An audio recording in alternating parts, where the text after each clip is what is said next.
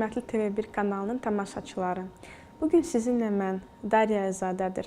Mənim qonağım isə Respublikanın əməkdar artisti Rəhlə xanım Bəndəliyevadır. Kanalımıza xoş gəlmisiniz. Sizi görməkdən çox məmnunum. Çox sağ olun. Bugün Rəhlə xanımın həyat yolu, sənət baxışı və illərin ona öyrətdikləri barədə səmimi bir söhbət edəcəyik. Gəlin Rəhlə xanımın dünyasına birlikdə addım ataq. Rəhlə xanım, musiqi həyatınıza ilk daxil olanda və onu xatırlayanda nələr hiss edirsiniz?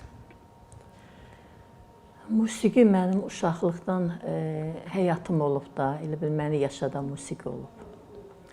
Biz Qərbi Azərbaycanın Qafan rayonunun, Zəngəzur mahalının Qafan rayonunun ucqar bir kəndindən, Kürud kəndindənik. Demək, bizim kəndimizdə də televiziya göstərmirdi. Ancaq mən radiodan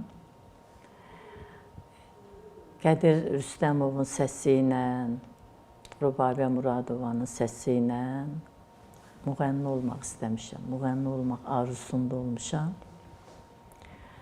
İnansız bir radio var idi bizdə. Radionun üzündə də keçmişdə belə şüşə idi. Hərdən çıxırdı, istəyirdim, stolu qoyurdum ayağım altına, qalxırdım, balacaydım da, hardasa 7-8 yaşım olardı. Onu sındırmaq istəyirdim ki, görüm oxuyan kimdir. Yəni belə o qədər həvəsim oldu. Sonra atam gördü ki, mənim çox həvəsim var, biz Bakıya köçdük.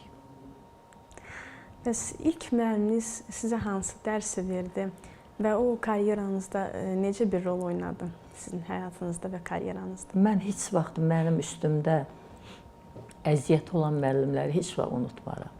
İlk müəllimim mənim 2-ci sinifdə Osman Poladov olub, nəğmə müəllimi, ilk müəllimim.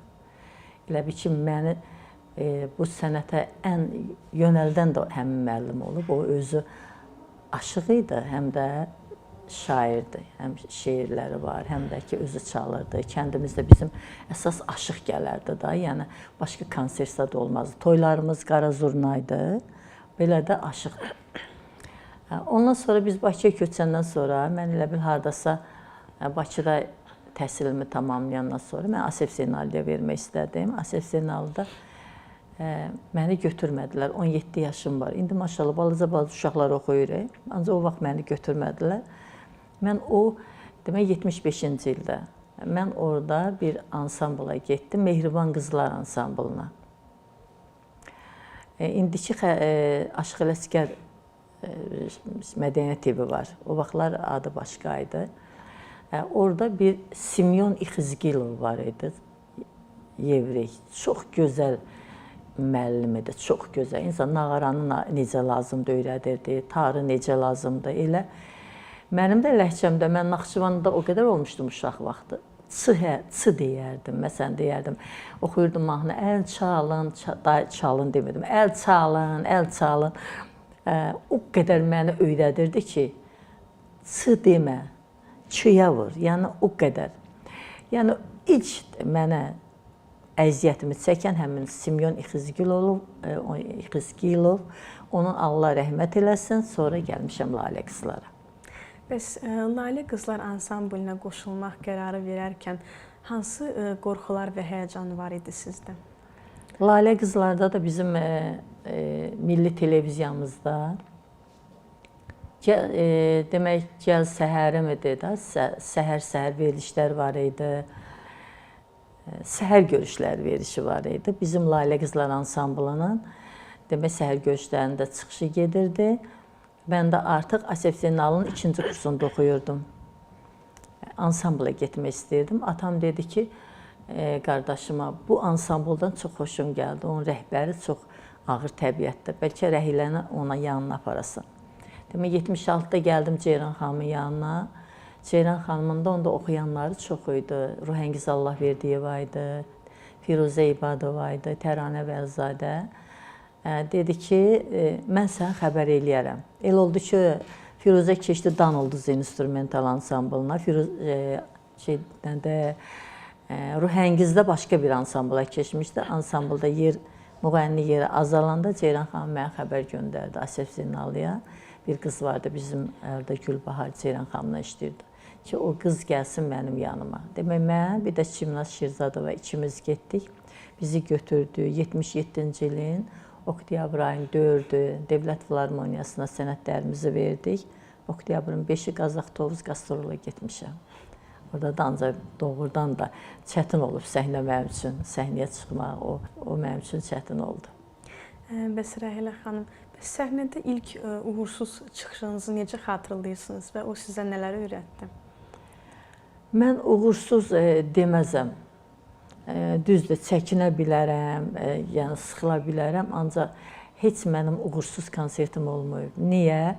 Mən Ceyran xanımla mükəmməl, demək, mən elə Asefcan Zeynalliyə qəbul olanda, demək, axşam şöbəsinə düşdüm. Mən o qardaşımla qalırdıq belə kirayədə. Qardaşımla tezdən 11-dən gəlirdim Ceyran müəllimə gilə saat 5-ə qədər məşq eləyirdim ondan, axşam gedirdim dərsə. Yəni mənim, demək, mən 77-də gəlmişəm, ancaq 78-in Filarmoniyada mənim adım, yəni aparıcı müğənnidə, birinci gedəndə mən elə onu hesablayıram sənətimdə. 78-i. Elə bir ki, 78, mənim 50 yaşımda həmin Filarmoniyada bizim konsertimiz oldu. Sənətimin 30 illiyi mənim 50 yaşım. Yəni, mən Ceyran xanıma ömrüm boyu borcluyam. Ömrüm boyu. O mənə həm analıq, həm evdarlıq, həm sənət, hər şeyi mən ondan öyrənmişəm.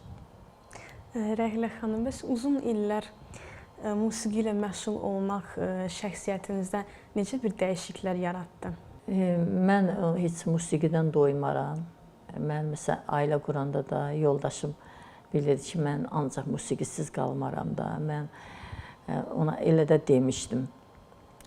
Demək, mən üzr istəyirəm, evladlarım olanda da, evladlarımın balaca vaxt, demək, 7 ay bir qaldım. Sonra yoldaşım gördü ki, mən qala bilmirəm.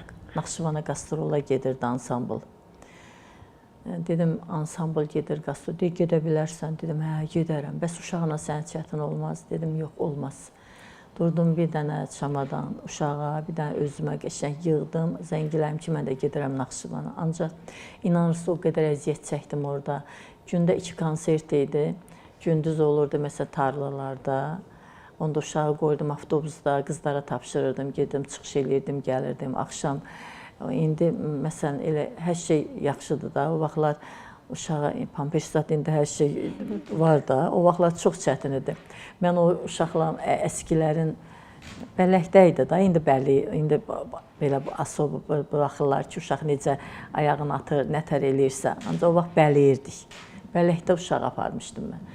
Demək, onu mən plitkanın üstə qurudurdum, yandıra-yandıra ki, tez ütü ilə belə də ki, uşağın əskiləri olsun. Yəni, çox əziyyət çəkmişəm.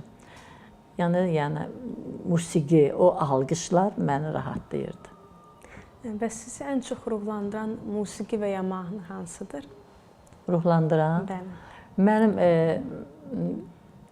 demək, mən xalq üslubu oxuyuram da, muğam, aşıq havaları, onlar mənim elə bir ki, o sazın səsi gələndə mənim ruhum dincəlir. Kamanın səsi gələndə.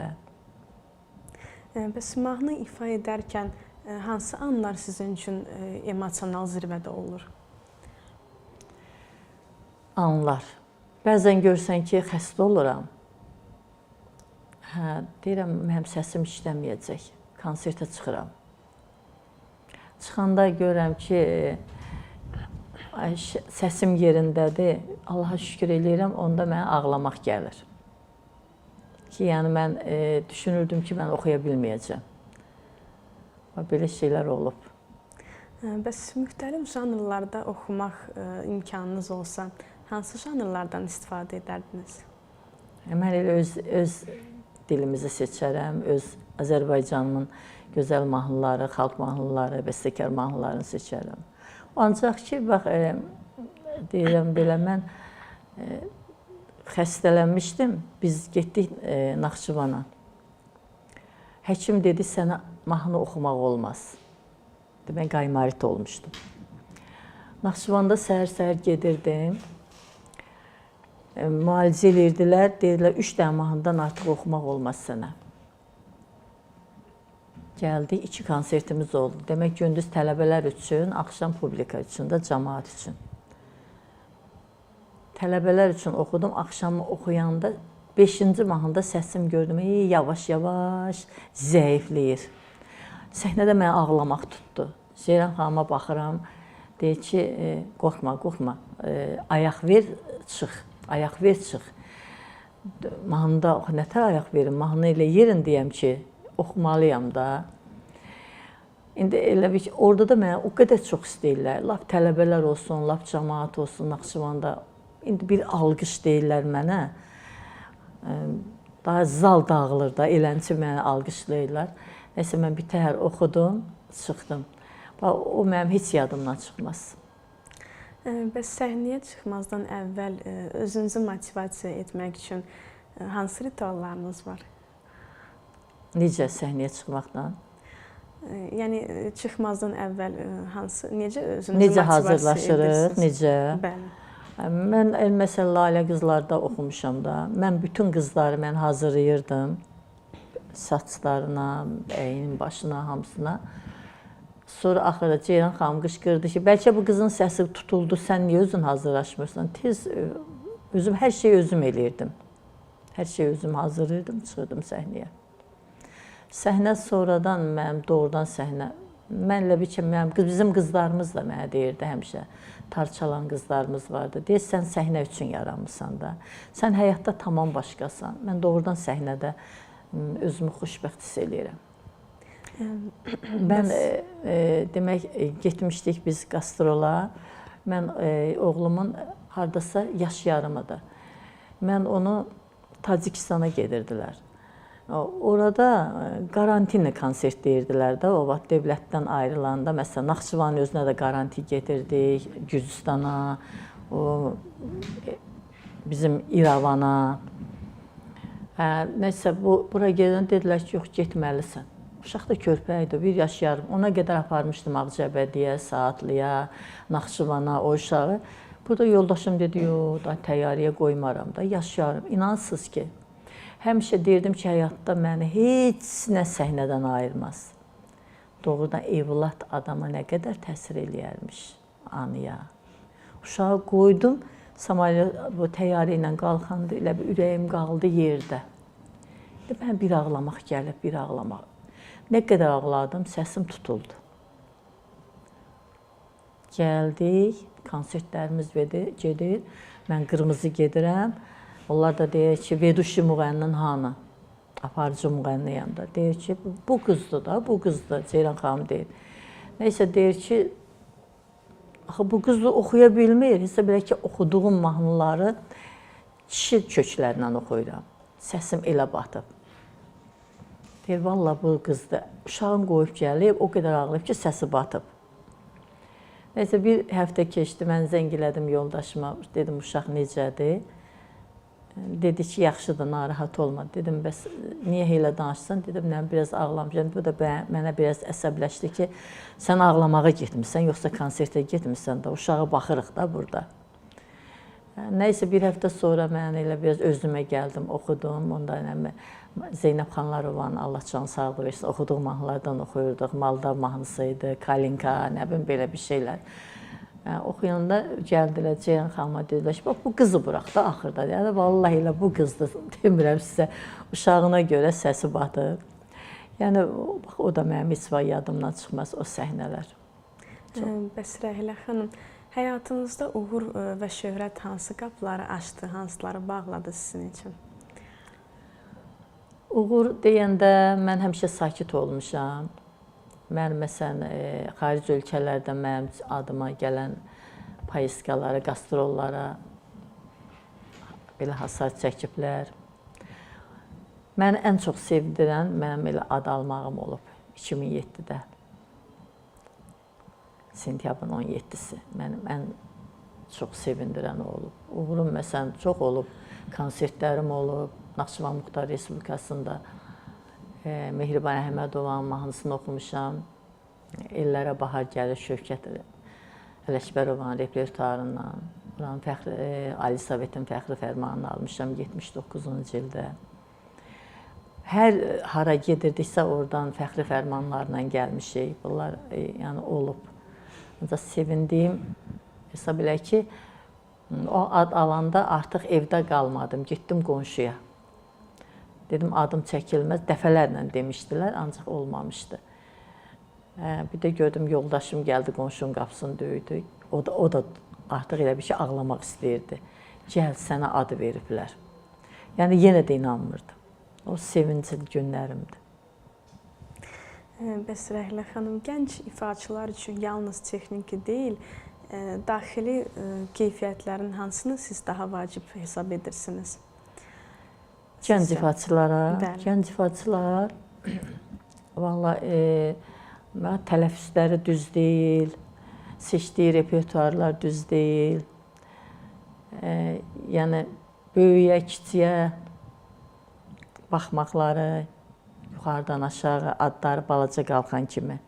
Eləsi var, yaxşıları da var, hamısını demək olmaz. Yaxşıları da var, yol bilən, yaxşı oxuyanlarımız var. Məsələn, biz həyat davam edir də, indi biz gedərik, onlar gəlir də. Allah hamısına can sağlığı versin, Allah səslərinə qüvvət versin.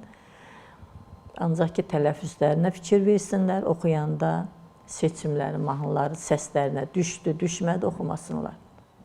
Onu deyərəm. Bəs Azərbaycan musiqisinin xaricdə tanıdılması üçün sizcə hansı yollar daha yaxşı olar sizin fikrinizcə? Musiqini tanıtdırmaq üçün yaxşı sənətkar olmalısan, getməlisən. Və səni ora göndərən də lazımdır da, gedəsən, öz başına getməyəsən ki. Gərək göndərərlər, gedəsən, özünü tanıtdırasan. Bəs ifa etdiyiniz mahnılardan hansını siz ifaçılarla daha açıq paylaşa bilərsiniz? Mən bütün elə oxuduğum mahnıların hamısını. Belə ürəyinizə ən çox yaxın olan hansı? Mən bütün xalq mahnıları, aşıq mahnıları mənim repertuarımda çox gözəldir. Mən ən çox vətənpərvər mahnılar oxumuşam. Ansamblda da vətənpərvərlər Əlbaba Məmmədovdan oxumuşam. Sonra Oqtay Kazimidən oxumuşam. Aşıq Sayağı olub, hamısı məndə vətənpərvər olub. Bəs Rəhlə xanım, səhnədə qorxu və həyəcan hiss etdiyiniz zaman özünüzü necə sakitləşdirirsiniz? Mən elə bayaq da onu dedim sizə, mən ən qorxduğum Heydər Əliyevin qarşısında bizim çıxışımız olmuşdu. Biz onda işləyirdik Neft Emalı Zavodunda. Ceyran xanım da Mələk xanım Əyyubova ilə Ceyran xanım İrana qastrol'a getmişdi. Biz də Neft Emalı Zavodunda işləyirik. Zavodun orada müdiriyyətdən xəbər gəldi ki, Heydər Əliyev Neftçilər günü elan eləmişdi. Həmin Neftçilər günündə Heydər Əliyev sarayında, Heydər Əliyev orada olacaq. Orada siz çıxış eləməlisiniz. Ansambl yoxdur. Mənim ən çətin anım oldu. Getdim konservatoriyaya, getdim Asəf Zeynaliyyə. Bir adam gəlmir ansambla. Axırı orada Xədicə xanım var, bizimlə də sonra kanon. Muğam teatrında da işləyirdik bir yerdə. Xədicə xanımı götürdüm mən orada kanon. Getdim konservatoriyanda bir dənə parçalan.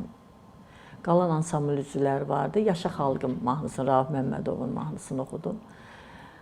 Onda çox həyəcanlı idim. O qədər əsirdim ki, şərfimi elə tez-tez belə tuturam. Orada da mən elə bir dənə Süleyman Rüstəmin balaca bir şeirin orada muğam demişdim. Orada Heydər Əliyevin də adını çəkmişdim. Yaxşı qarşılandı da o. Bax, orada mənim çox həyəcanlı anım Heydər Əliyevin qarşısında çıxış eləyəndə olub.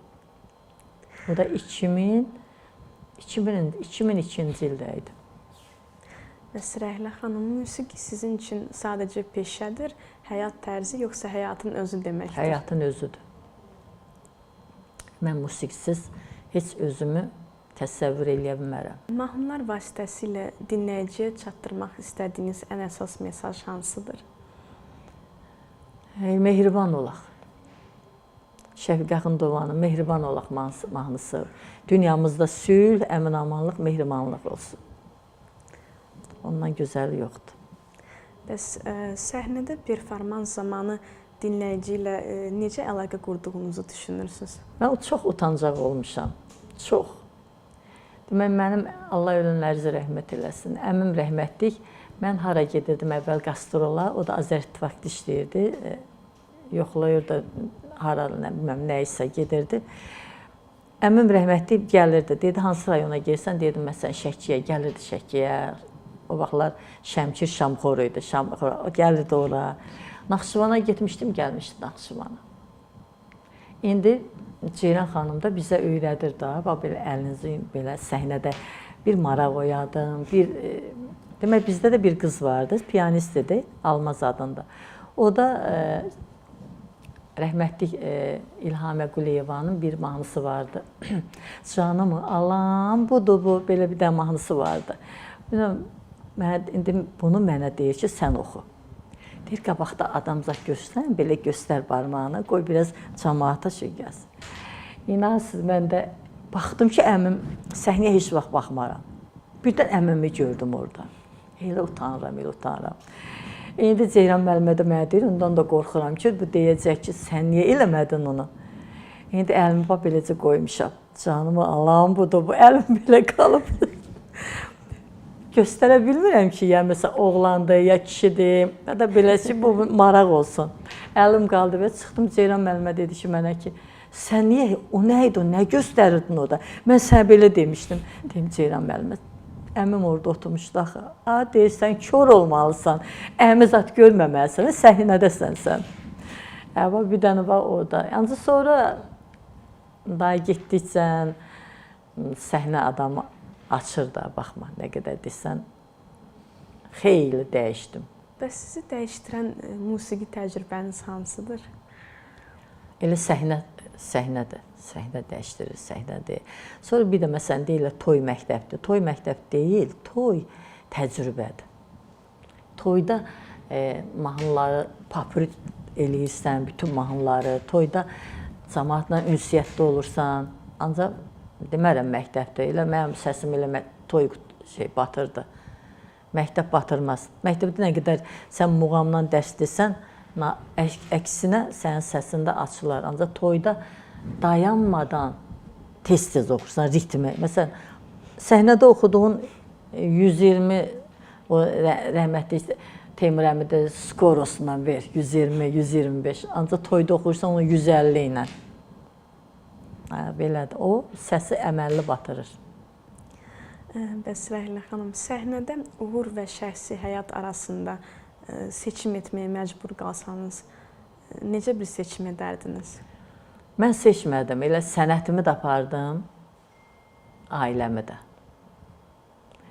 Bütün əziyyətlərə qatlaşdım, çox əziyyət çəkmişəm, onu yazsam bir roman, düzdür, mənim haqqımda bir kitab yazıblar.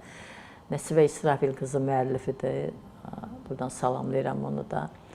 Bir kitab yazdı mənim üçün. Məndə o həyatımın bir 10% orada var. Bəzən oxuyanlar deyirlər, Rəhlə xanım, oxuyuruq, ağlayırıq. Deyirəm, hələ onun 10%-ni yazmışam bura. Mən elə eləmişəm ki, mənim ailəmdə də söhbətim olmasın, yeməyi də yerində olsun, uşağın səliqəsi də, evin səliqəsi də, hər şey səhnəmdə. Bax, inan ki, bayram gəlirdi, məsələn, Novruz bayramı. Bizdə, mən dedim da, konsertlər olurdu, gündə 3 dənə. Mən çatdıra bilməz, gecə ilə mən balaca, birdən buradan qoğal eləyirdim, buradan biraz paxlava eləyirdim, biraz, məsələn, şəkər buranı naxışlaya bilmirəm, badam bura eləyirdim. Qoyurdum ki, uşaqların gözü heç kimdə olmasın. Onları mən elə yerdim, yatmırdım. Ancaq ki, səhər konsertdən saxlamasın, məsələn, yoldaşım deməsin ki, hanı sən yeməyin ki, sən hara, uşaqlara nə verəcəm, bunu dedirtməmişəm özümə.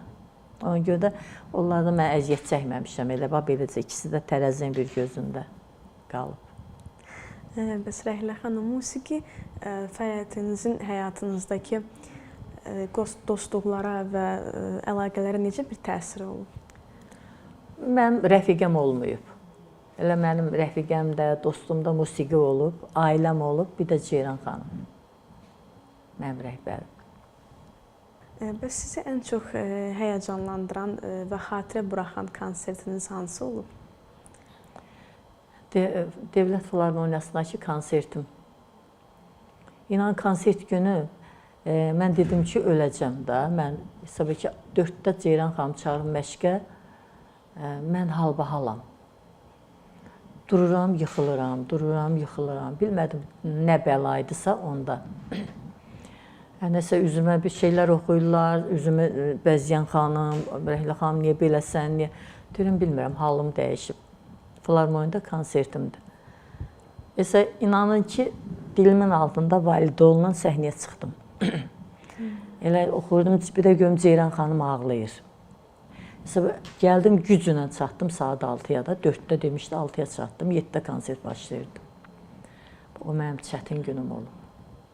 Ancaq getdikcə, yəni orada konsertdə Cavanşir Məmmədov var idi, Kəmalə Rəhimli var idi, Rəhəngiz Allahverdiyeva var idi, Allah rəhmət eləsin, Teymur əmi var idi, səhnəyə çıxdı, mənimlə duet oxudu. Elə açıldım, gözəl konsert keçdi.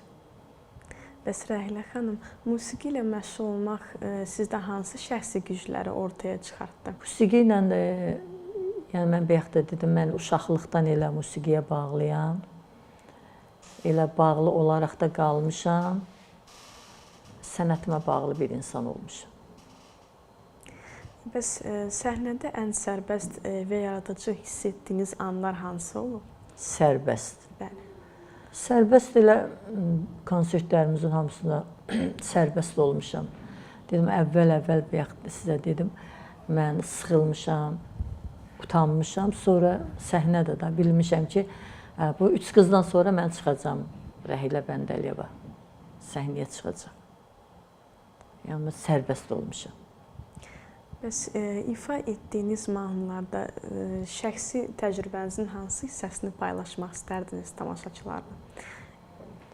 Elə mənim, məsələn, mahnılarımda, aşk mahnılarımda dinləyirlər tamaşaçılarımız, xalq mahnılarımızı, oxuduğum dəstgah oxumamışam. Hər muğamın Vahid Şirazdan bir parça, Dilkəşdən bir parça, Seygahdan bir parça, Zabuldan bir parça muğamlarım var.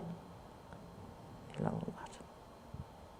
Bəs müasir musiqi ilə xalq musiqisi arasında sizin üçün hansı körpü var? Biz indi musiqi bəstəkarlarımıza Allah rəhmət eləsin, əsas bəstəkarlarımız dünyasını dəyişib.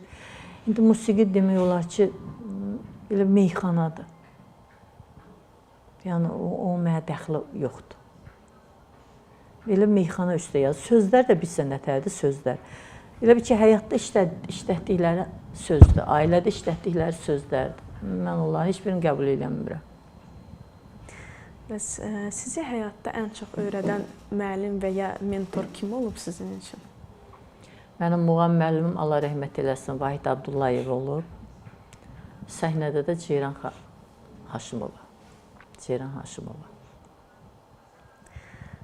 Bəs gələcəkdə həyata keçirmək istədiyiniz yeni layihələr və ya planlarınız hansıdır?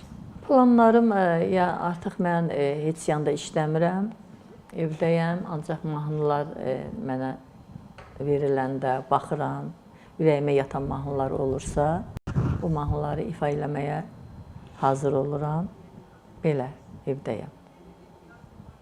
Bəs gələcəkdəki arzularınız?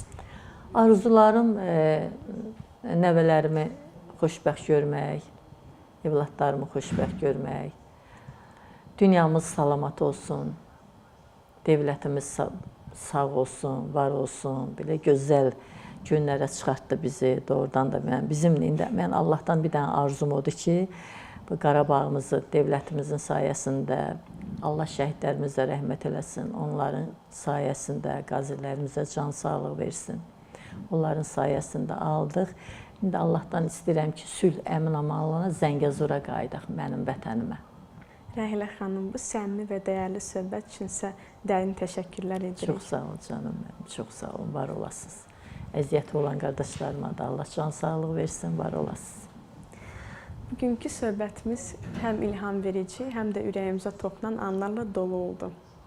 Hər bir söz, hər bir hekayə bizdə çox dərin izlər buraxdı. Səmimiyyət və sənətin gücü ilə dolu bu anlar xatirələrimizdə daimi yadda qalacaq. Hörmətli TV1 kanalının tamaşaçıları, sizinlə birlikdə Darya Əlizadə idi. Biz isə sizinlə yeni görüşlərədək sağollaşırıq.